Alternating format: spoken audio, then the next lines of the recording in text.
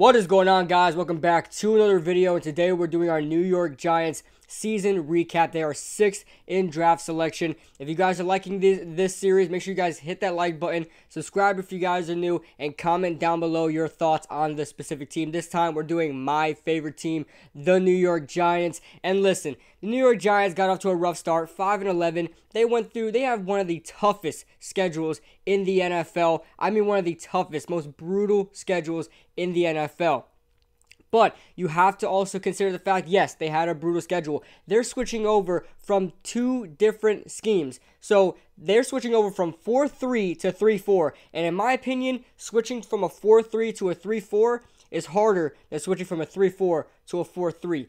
Now, when you're switching from a 4-3 to a 3-4, you usually have your 4-3 traditional defensive ends, your two traditional 4-3 defensive ends. Those two guys most likely do not fit an outside linebacker role. Now, Olivier Vernon did play some 3-4 in Miami, so he's used to that. That's why we kept him around. But we had to trade JPP because he doesn't fit that mold of an outside linebacker, and they have to trade him away. That is very, very common with teams going from a 4-3 to a 3-4. There are a lot of players that don't fit that scheme. 3-4 is a very complicated scheme. It's more complicated than you guys think. You got a lot of different looks. When you use a 3-4, you got a lot of different looks. So the weak side linebacker could either drop back or rush you, or the strong side linebacker could drop back and rush you, and the defensive end could go from 3 technique to 5 technique. It's very confusing. So it's hard from 4-3 players to switch to 3-4. But when you go from 3-4 to 4-3, when you're 3-4, Von Miller, a guy like Chris Watt, Von Miller, Jadeveon Clowney, these guys can play 4-3 defensive end if needed. So that's why it's easier to switch from a 4-3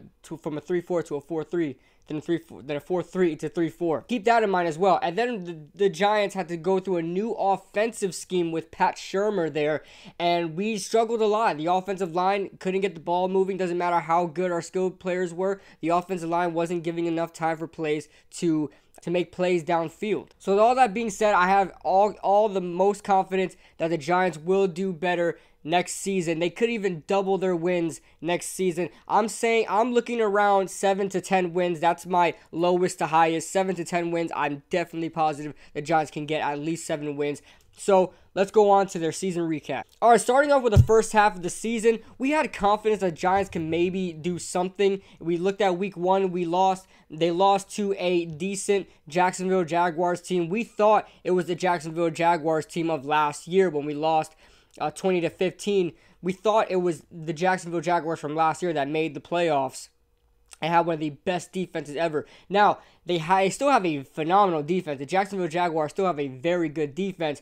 It's just that their offense couldn't do anything, and they lost. And I believe they went like about 3-13, 4-12 this season. Oh no, they went 5-11 this season. So they're after us. They're up next on the season recaps. So when it comes to the Giants, we thought they were going to start off pretty well. We lost to the Dallas Cowboys, and that's when we're like, well, this offense isn't what it looks like. I mean, we understand 15 points against the Jacksonville Jaguars. We scored 13 against the Dallas Cowboys, but we scored a garbage time touchdown. So we basically had like 6 points that whole game.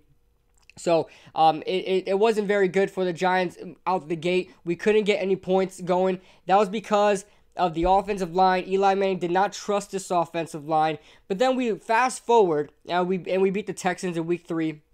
Then we fast forward, we get beat by a heartbreaking field goal by Graham Gano, 63-yarder, by Graham Gano in week 4, I believe. Then week 5 comes around, correct me if I'm wrong, or was it switch? I think we faced the Saints first, then the Carolina Panthers. I can't remember. It was week 4 and week 5. And then we get blown out basically by the Saints, and then the Atlanta Falcons come into town. We go to Atlanta Falcons, we get demolished. So, I mean, with that being aside, after the bye, we saw a whole new New York Giants team. We were coming out the gate. We were firing on offense. Our defense was still bend but do not break, but we still saw a lot more from the defense than we did see in the first half of the season. But the Giants were scoring a lot more points. Eli looked more confident in the pocket, and he was moving more in the pocket than I've ever seen in his career, even when he was younger. I don't know if you guys are watching the film, but if you guys saw the second half of the season, Eli Manning was actually dodging defenders, getting out the pocket, moving his feet more than I've ever seen before. You guys know I call Eli Manning the penguin because he just wobbles everywhere. But this guy, I mean, he looked like a young quarterback again, and he was starting to get his groove going. The offensive line was starting to gel together. We signed Jamon Brown. We put him at right guard. We got rid of Patrick Omameh, and everything was starting to gel together. Nate Solder was starting to play better. You guys know that he was giving up a couple sacks this season. A lot of people were saying that maybe he was a bad free agency signing. He turned out to be good towards the end of the season. When you have an offensive line, offensive lines are supposed to gel together all together. You know, you're only as good as the guy next to you when it comes to an offensive line. So there's that. Will Hernandez starting to develop more. We had some injuries at center. John Jalapeno was out. Spencer Pulley came in. Then we had John Greco as well. And the center was a little iffy, but the center was okay. Right tackle Chad Wheeler was there. Didn't perform well. That is really the only big spot we have to replace. But if we re-sign Jamon Brown, get John Jalapeno back healthy, I think we should be fine. We did suffer. I mean, we were trying to come back and make a playoff run. The Giants were ready. You know, we suffered losses. We suffered some bad losses like Philadelphia, where we were up like 19-3, and we still lost that game. It's just the typical Giants being the Giants again. We don't know how to close out games. We don't know how to blow out teams the right way. We blew out Washington, but that was pretty much the only time we've blown out a team since we beat, you know, ironically, Washington back in 2014, Odell Beckham's rookie season, where we beat them 45-14. That was the last time we blew out a team, and that was like 4 years ago. So the Giants just don't know how to close out games when we're beating them. I knew in that game against Philadelphia we would lose that game right when Philadelphia scored before halftime. I knew it was over for the Giants at that point. Then we go back, and then we suffered the loss against Tennessee, which really lessened our chances of making the playoffs, where we lost 17-0, and then we lost against the Colts, which was another heartbreaker. We were already out of playoff contention, but we wanted to try to beat a playoff team, and we did get very close. It looked like we were going to blow out the Colts, but they came back to win 28-27. And this may be a little longer. All the timestamps are in the comment section below, guys. This may be a little longer if you guys want to skip to certain parts, because this is my team. Obviously, it's going to be longer than all the other teams, because I have more to say about them. So let's start off with the Giants' best game so far this season. Obviously, it was against the Washington Redskins in, I believe it was week 14, where we beat them 40-16. You know, we beat them so bad. Saquon Barkley had 14 carries, 170 yards, and he only played till halftime. If he played the whole game, he would have beat Adrian Peterson's rushing record. I believe it was like somewhere around 296, 295 or something like that. Around that number. I believe that was against the Chargers a couple years back. But, I mean, Saquon Barkley would have demolished that record. I mean, he was killing that Washington Redskins team, but they bench him. And then we seen Eli Manning eventually just sit out the game because we were beating them so bad.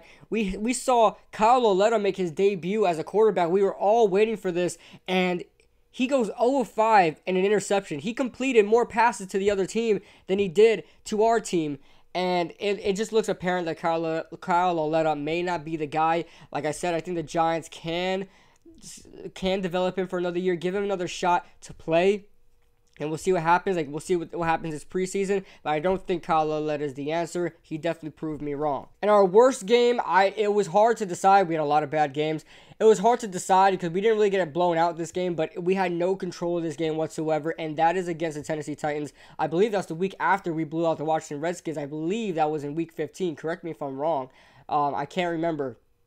Either before the Washington Redskins or after. No, I believe it was after. I believe it was week 15, guys. Correct me if I'm wrong, please. But anyway, we were against the Tennessee Titans. We lost 17-0. Derrick Henry had like 200 yards on us. On top of that, Dion Lewis also had another, almost 100 yards on us, if not 100 yards on us. I mean, we couldn't stop anything. We were out of time of possession. We were out of control of the game. We couldn't do anything on offense. Our defense was bending but not breaking, but bending to the point where it was just wearing them out. It was just wearing them out, and we lost 17-0. Marcus Mariota only had to throw for 88 yards in that game and still come out with a blowout victory. So, and a shutout victory nonetheless. So that was definitely the worst game the Giants had. You could say that against the Saints. You could say against the Atlanta Falcons, where we're getting blown out basically, but the Giants came back in garbage time. You could say against week 2 against the Dallas Cowboys, where we looked terrible. But you know, I'm gonna say Tennessee. Let's go over the team stats. The Giants are scoring 23.1 points a game, which is not terrible because if you guys look at other teams drafting in the top 10, you guys really don't see teams scoring that many points, which kind of questions why are the Giants with this record, and I mentioned that before earlier in this video. 23.1 points a game is not terrible. It's not bad, but it's not good, but it's not terrible. We look at 2016 when the Giants make the playoffs. They were... I don't know where they ranked in points per game, but they had 18 to 19 points per game by the end of the season as they were going into the playoffs. So 18 to 19, I think it was like 18.1 points a game or something like that. That's what I'm remembering right now, but it was terrible. I mean, I was bad, and we were still 11-5 that season and made the playoffs. So we just needed to get our defense a little better this season, and maybe we could have done something. We scored the most points in the NFC East. We scored the most points per game in the NFC East, so that shows you something. We were 17th in total yards. We were 11th in passing yards, and rushing yards per game, we were 24th in the league, which I don't really care about too much because the only reason why we were 24th in the league is because we only used one running back the whole season pretty much. I mean, Wayne Gallman only had 51 carries, and Jonathan Stewart was out for the season by like week 4 or something like that. He really didn't play that much, and he really didn't do much when he was playing. So we basically used Saquon Barkley the whole time. There was only 2 running backs on the roster most of the season because Saquon carries such a big load there. So that's why we were 24th in the league in rushing. So I'm not going to count that stat as like take it as what it is because there's a lot to that. A lot of teams are first in rushing because they have a 2-headed monster, 3-headed monster. You look at the Saints right now with Alvin Kamara and Mark Ingram. They had 2 great running backs. They were still able to run the ball very well. The Giants were still able to control time of possession because Saquon Barkley was so good, but that's just one running back. That's why we ranked 24th in rushing per game. But we look at the defensive stats. We have 25.8 points per game, points allowed per game. And you know what? No, I mean, that is bad. That's pretty bad. But it's not too far off with how much points we are scoring a game. You look at all these other teams drafting in the top 10. If you guys take a look, I mean, it's like a whole 7 points that they're down offense to defense, the difference between the offense and defense. So the fact that it's only about 2 points is a very good sign for me. I think, of course, I think the offense is going to do a lot better, especially if we do the same in the first half as we did the second half this season. Our points per game could have been in the 30s. So that being said, we were 24th in yards allowed per game, 23rd in passing yards per game, and 20th in rushing yards per game. Damon Harrison, the loss of Damon Harrison wasn't a huge impact that a lot of people were talking about. Dalvin Tomlinson actually played extremely well at nose tackle. I actually prefer him at nose tackle than there at 3 technique defensive tackle, which is what he was playing last year in the 4-3 and this year in the 3-4. That's where James Bettcher had him at. And, he was playing pretty well there, but he played even better at nose tackle in that 0 technique. So I prefer him there at 0. And then you look at the turnover ratio. It's at +2, which is very good. +2 in turnover ratio is not bad. So you can tell they're not losing games because they're turning over the ball a lot. It's just that they struggle scoring points. That's just what the problem was. The offensive line struggle. But at least we don't have a case of the dropsies. Some players do. But we don't have the case of fumbling and interceptions. Eli had a low number of interceptions compared to his career. So this is a pretty good year for Eli. We only had 30 sacks this season, which ranks almost dead last. The people coming in dead last, no one could beat them. The freaking Oakland Raiders with 13 sacks. I mean, if the Giants had 20 sacks, we'd still be second to last. So the Giants definitely need to get more sacks, and we were ranked as like the second to last defensive line in the NFL as far as front 7 goes. So that's not very good. And we also gave up 47 sacks, which that's the most Eli has ever been sacked in his career. So that needs to be fixed as well. But keep in mind, I mean, more than half of those sacks came before the bye. So there's that. So we look at the player stats. We've got passing, obviously, Eli Manning, 4,299 yards, 66 completion percentage, which is career high in his career. So, he's beaten a couple career highs this season, had a 4,000 passing season, and it wasn't all in garbage time. We were scrappy with teams throughout games, and we just fall at the end of the game. So Eli throws for 21 touchdowns, 11 interceptions, sacked 47 times, and had a quarterback rating of 92.4. We look at Saquon Barkley, the Rookie of the Year, rushing for a total of 261 attempts for 1,307 yards, 11 touchdowns, and not to mention 5 yards a carry. You do not know how much hard eyes I had for seeing 5 yards per carry for a Giants player. That's something we don't see whatsoever. I mean, for a couple years now, Shane Vereen was the one. At the times we had Shane Vereen, he was the one leading in yards per carry, and he barely carried the ball, and he had like 4.7 yards a carry, something like that, every year that Shane Vereen was with us. And he was a pass catching back, and I was like, man, we need ourselves a running back that can get us at least 4.5 yards a carry and still be our number one back. We got 5 yards a carry. We hit the number 5 with Saquon Barkley, Rookie of the Year, 11 rushing touchdowns. That's not to mention the total touchdowns he had receiving, which was for a couple. We'll get to that when we get to receiving. But just phenomenal from Saquon Barkley. We look at Wayne Gallman, only 51 rushes for 176 yards, 3.5 yards a carry, and 1 touchdown. Now, listen, if you look at these stats, you're like, well, damn, Wayne Gallman was freaking terrible. That's not the case whatsoever. The thing is, Wayne Gallman was used on times that Saquon Barkley had to rest for a little bit. He never had a possession. He never had a drive dedicated for himself. A lot of teams do that. They just put in their second running back for a whole drive. The Giants didn't do that. We wore Saquon Barkley to the ground. We barely used Wayne Gallman. Wayne Gallman should have been used, but wasn't. He had about 2 carries a game. He got his 2 carries, went for like 2 carries, 8 yards or something like that, and he would be thrown out the game after that, and maybe he'll catch a pass or 2 for like maybe 10 yards or something like that. So he barely did anything, and that's not his fault. He just needed more opportunities to shine. I think Wayne Gallman is a great complementary back, another back that can catch the ball out the backfield, and that's pretty much what you need in running backs now, and he can definitely do all of that. He's very tough. This guy's a smaller guy. He'll still run through the gaps, run through the A gap and things like that. He's just as small as Paul Perkins, and Paul Perkins hated contact. We look at the receivers. Your top receiver, Odell Beckham with 1,052 yards. I honestly thought Odell Beckham wasn't going to get 1,000 yards this season with how Jekyll and Hyde he was. Sometimes he'll have 30 yards receiving. Sometimes he'll have 130 yards receiving. So you never know what kind of Odell Beckham you are getting. It depends if Eli was targeting him or not. We've seen towards the beginning of the season, Odell Beckham wasn't getting targeted whatsoever. He was starting to complain about that a little bit. And then Eli Manning started to target him a little too much, and that was a big problem. And I think that was because Eli Manning was like, here, you want the ball, go get the ball. That was that kind of thing, and it really messed with the Giants offense. That's why the Giants offense was succeeding without Odell Beckham. Not saying that we're better without Odell Beckham. It's just like you don't have that pressure of trying to throw to your top receiver, because he is your $19 million receiver. You better throw to him.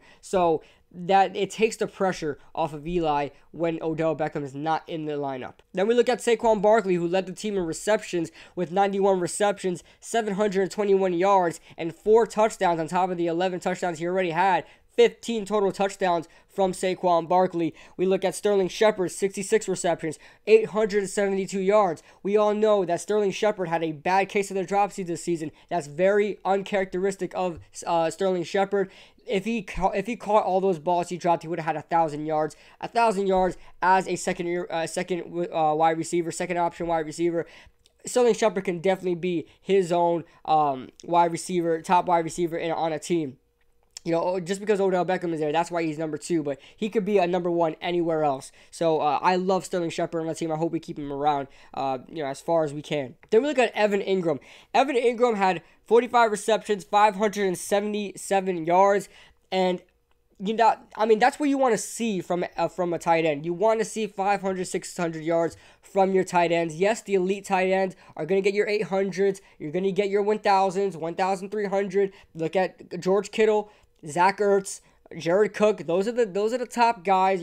Greg Olsen. You're not going to see 1,000-yard receivers all the time from your tight end. Those are teams that don't have a number 1 wide receiver. You look at Jared Cook with Oakland. Who's their number 1 wide receiver? You look at San Francisco 49ers, George Kittle. Who's their number 1 wide receiver? You look at Zach Ertz on the Eagles. Who's their number 1 wide receiver? Alshon Jeffrey. He has like 600, 700 yards on the season. So there's not a clear-cut number one wide receiver. Same thing with the Panthers. Who's their number 1? So you're only gonna see 800, 900 yards from your tight end when you don't have a number one wide receiver. You guys know Evan Ingram had about 600, 700 yards without Odell last year, because Odell got hurt in like week 5 against the Chargers, and he never returned, and that's when Evan Ingram started to come on.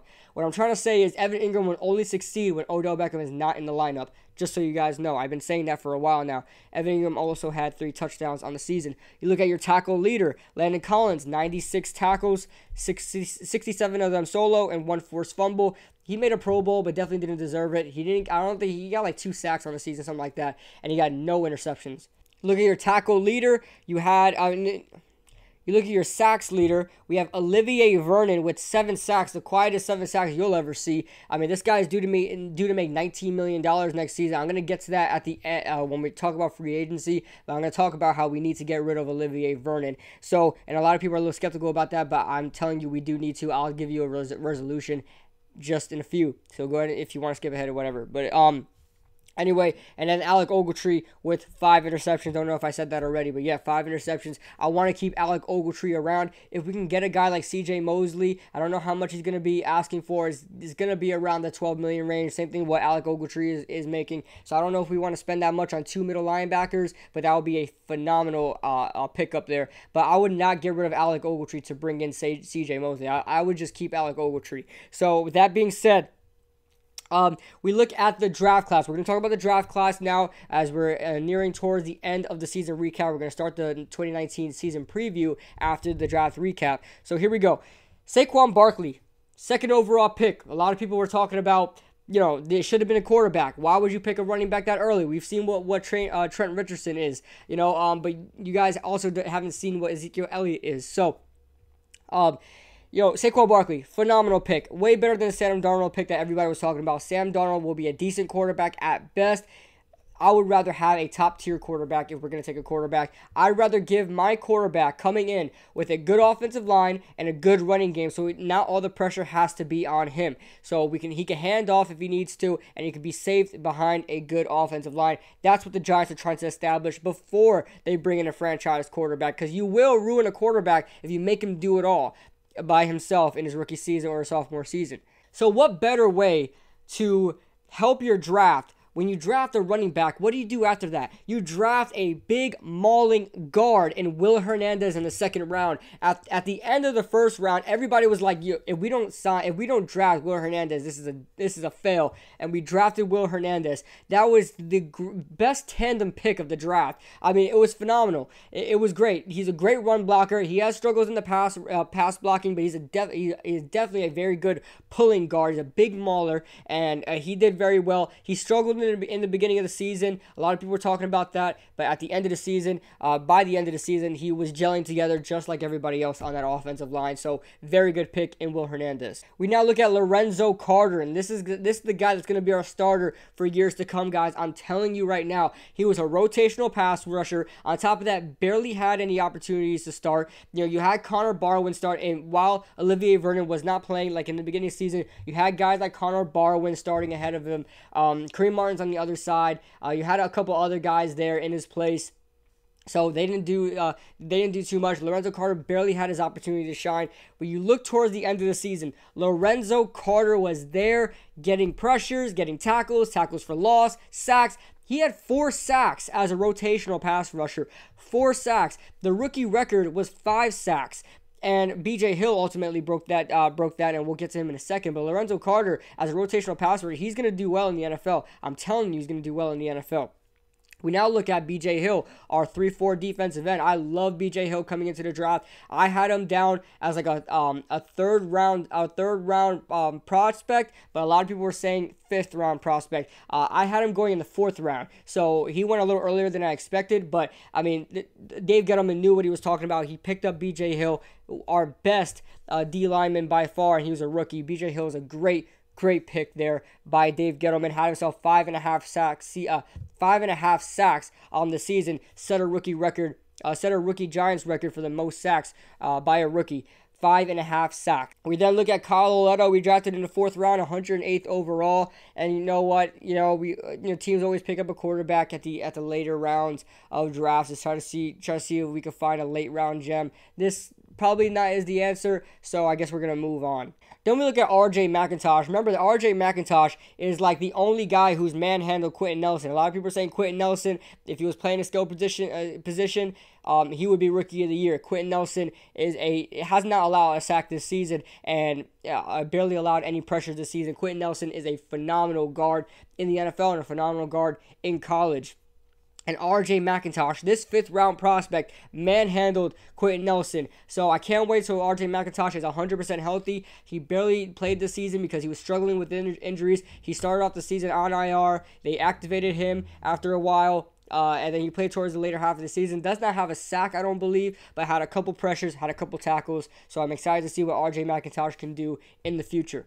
And that's the draft, guys. I'm only 21 years old, so I don't know. To me, this is the best draft that the Giants have had in ever that I've seen. If you guys know of a better draft, any of you older guys out there that's watched the Giants in the 1990s, 1980s, you guys tell me if you guys ever seen a better draft, a better overall draft than this, based on, overall production from these draft players in their careers or in their rookie seasons. But to me, right now, that this is the best draft class. All right, we're going to talk about free agents now. We're going to move on to the 2019 season preview. We have $27.8 million in cap right now for 2019, but we can get that number higher if we cut guys like Janoris Jenkins, if we cut guys like Olivier Vernon. If we keep around Janoris Jenkins, we're going to have to spend $14 million on him. And if we cut Janoris Jenkins, we'll have to eat a $7 million cap. So we'll save $7 million in return. I'd say it would be a good idea to cut Janoris Jenkins if you want to. But $14 million is a lot to dish out, and I think we could save that cap, try to bring in some other guys, and then try to draft one. Listen, we're going to have a weakness in the secondary for a while, but it'll all get better if we save up that cap. And then we look at Olivier Vernon. Now, the guys, we need to talk about something about Olivier Vernon, and I'm very passionate about this because I don't like Olivier Vernon. And keep in mind, I was one of the most people excited about Olivier Vernon when he was picked up from Miami. When we spent all that money on him, I was like, I don't care. Let's just he's going to produce. It will be fine. He's due to make an astounding $19.5 million. Do you guys want to spend $19.5 million on a guy that's going to give you 7 sacks a season? Do you guys want that? I don't want that. Yes, he didn't play this season that much, and he had 7 sacks. Fine. The past few seasons, he was getting 8 sacks. He played the whole season. He probably missed 2 games or so because of those ankles injuries that he had. Listen, Olivier Vernon is not worth $19 million. I don't care what anybody says. I would eat the $8 million cap, and I would want to save $11 million in return. I would eat that $8 million cap and save $11 million to sign a better free agent elsewhere. Now, a lot of people are saying this. It's a fair question. Who are we going to replace Olivier Vernon with if we cut him? And that's an easy answer. Lorenzo Carter. Listen, Lorenzo Carter, if you guys didn't know, he's not a starter. He's not on the other side of the line. He's in back of Olivier Vernon. The starter on the other side, at strong side linebacker, is Kareem Martin. And I forgot who's out. Connor Barwin is there too, but I think he plays weak as well. But I forgot who's behind Kareem Martin. But Kareem Martin is playing strong side linebacker. It's Olivier Vernon taking Lorenzo Carter's playing time. So I'm fine with Lorenzo Carter playing as... I'm fine with Lorenzo Carter starting. I don't mind that whatsoever. Let Lorenzo Carter start. Yes, he's not the sexier guy. Olivier Vernon is that guy because he's paid much. He has experience and things like that. I would eat that $8 million cap, save $11 million, and have Lorenzo Carter as a full-time pass rusher, as a rotational pass rusher. He had four sacks, and he looked great. He had games where he jumped out the screen. Lorenzo Carter will be a great pass rusher for the Giants. I'm telling you right now. Is he going to be like another Lawrence Taylor? No. Yeah, I think he can max out at about 10 sacks a season.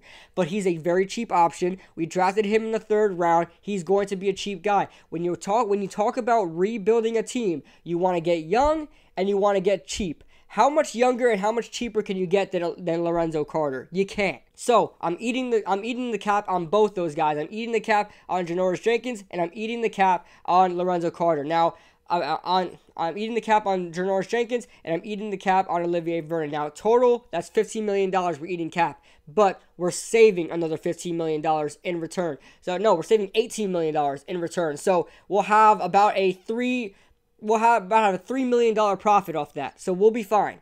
So with that being said, let's say we cut both of those guys and we add $18 million to, and we're not even talking about Eli Manning. We're not even talking about Eli Manning. I think Eli Manning is coming back, but if Dave Gettleman were to say, no, Eli, you're out of here, we're going to go draft a guy, then you're saving even more money in cap, okay? But we have $27 million right now. We save another $18 million. My math is a little bad. I sucked at math in high school. It's about $45 million in cap. Correct me if I'm wrong. About $45 million in cap. We can do a lot with that. We can sign Darrell Williams, a right tackle from Carolina. He's going to be a very cheap option. I guarantee you that. He's going to be pretty cheap. He's a decent right tackle, and I don't want to overspend for him, but I think we can get him a good deal. We can get a CJ Mosley if we want to. We can get some depth cornerbacks that we're going to have to throw in as starting quarterbacks. There are some decent cornerbacks in, and we'll talk about that later after we get through the free agents. But there are guys to sign there, and there's not many expensive options for the free agents. Now, we're going to talk about Landon Collins in a second, but we got Cody Latimer. I say re-sign him. We need a big possession wide receiver. He's going to be a cheap option. He's probably going to be a $2 million, $3 million type of guy. I don't care. Get Cody Latimer back for at least another season or two. Then we look at Landon Collins, right? Landon Collins will be franchise tagged. He's going to eat up a lot of cap, guys. He's going to eat up a lot of cap. But I personally would pass on Landon Collins. I'll let him test the free agent. I'll let someone overpay for him.